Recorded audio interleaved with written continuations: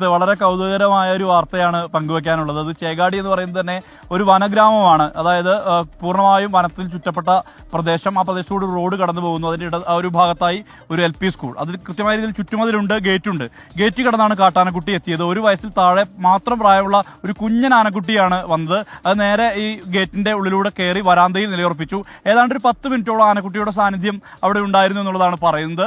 ഇതിനുശേഷം ഈ കുട്ടികളെ മുഴുവൻ പൂർണ്ണമായി പഠനമുണ്ട്. അതുകൊണ്ട് തന്നെ കുട്ടികളെ പൂർണ്ണമായും സ്കൂളിനകത്താക്കി അധ്യാപകരടക്കം വാതിൽ അടച്ചിടുകയാണ് ഉണ്ടായത്. കാട്ടാനക്കുട്ടി അവിടെ തന്നെ നിലയുറപ്പിച്ച് നിൽക്കുകയാണ് ഉണ്ടായത്. മാത്രമല്ല പല ഭാഗത്തും അതിന്റെ സ്കൂൾ കോമ്പൗണ്ടിൽ അങ്ങോട്ടും ഇങ്ങോട്ടും അത് കറങ്ങി നടക്കുന്ന ദൃശ്യങ്ങളും പുറത്തു വന്നിട്ടുണ്ട്.